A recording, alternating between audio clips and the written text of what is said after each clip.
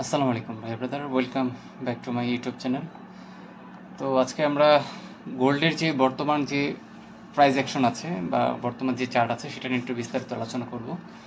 তো গোল্ড কিন্তু আপনার ভালো একটা ফল কিন্তু আমরা দেখতে পাচ্ছি, প্রায় 3500 থেকে এখন প্রায় 3003 পর্যন্ত মার্কেট কিন্তু এখান থেকে প্রায় 2000 পিপসের মতো এখান থেকে মার্কেট ডাউন হয়েছে।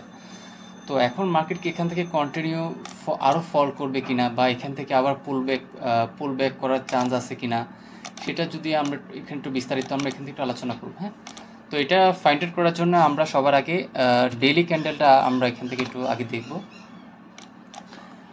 তো ডেইলি ক্যান্ডেল যদি আমরা এখানে দেখি তাহলে কিন্তু এখান থেকে আপনার 3500 থেকে মার্কেট কিন্তু ভালো একটা প্রেশারে কিন্তু মার্কেট রেড বডিতে কিন্তু এখান থেকে ক্লোজিং হয়েছে। হ্যাঁ, আর বর্তমানে যে রেট আপনার কারেন্টলি যে ক্যান্ডেল আছে, কারেন্টলি যে আমাদের ডে ক্যান্ডেল আছে, সেটা কিন্তু এখনও রিজেকশনে কিন্তু আছে। সেটাও কিন্তু আপনার হয়তো রেড ক্যান্ডেলে এখান থেকে ক্লোজিং হইতে পারে। তো এখন মার্কেট যদি আমাদের এখান থেকে ফল হয়, তো এখান থেকে যদি ফল হয়, নেক্সট কতটুকু ফল হতে পারে সেটা নিয়ে একটু আমরা এখান থেকে ফাইন্ড আউট করব। তো প্রথম আমাদের যে পয়েন্টটা আছে সেটা হচ্ছে আমাদের এই 3285, এটা হচ্ছে আমাদের প্রথম টার্গেট। আর যদি মার্কেট এই 3285কে যদি মার্কেট ব্রেক করে, দেন হচ্ছে আমাদের নেক্সট যে টার্গেট থাকবে সেটা হচ্ছে 2340 আর 3245, এটা হচ্ছে আমাদের নেক্সট টার্গেট। যদি মার্কেট 1 আওয়ার বা 4 আওয়ারের কোনো ক্যান্ডেল যদি মার্কেট 2285-এর নিচে যদি ক্লোজিং হয়, সেক্ষেত্রে মার্কেট রিটেস্টে আমরা এই মার্কেটকে নেক্সট যে টার্গেট থাকবে সেটা হচ্ছে 3240। হ্যাঁ, এটা হচ্ছে আমাদের নেক্সট টার্গেট। আর এখন যদি মার্কেট যদি সাপোজ মার্কেট এখান থেকে পুল ব্যাক করে, সেক্ষেত্রে মার্কেট কতটুকু আপ হতে পারে সেটা নিয়ে আমরা একটু আলোচনা করব। সেক্ষেত্রে আমরা এটা 1 আওয়ারের সেটাকে একটু কনভার্ট করব।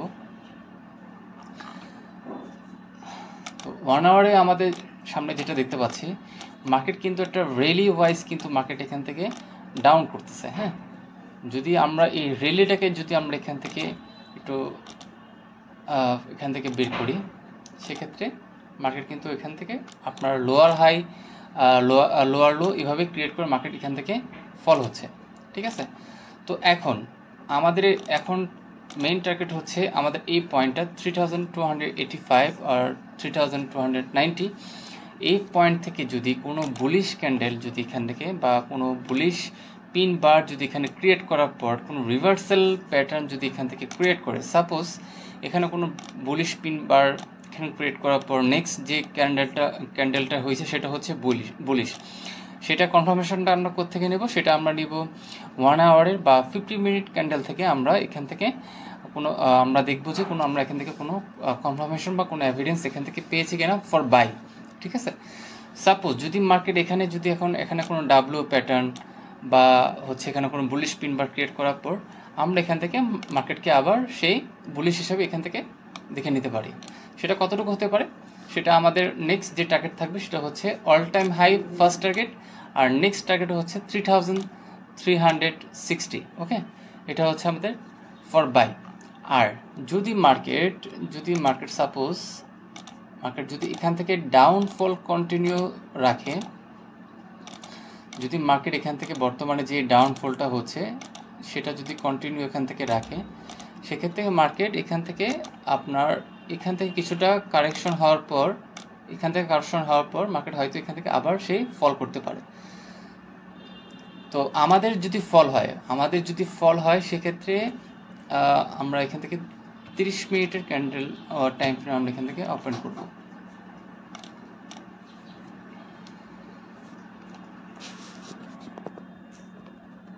তো আমরা যদি এই ছোট টাইম ফ্রেমে যদি এখান থেকে দেখতে পারি, সেটাও আমরা এখান থেকে ভালো একটা কারেকশনে আমরা এখান থেকে আশা করতে পারি।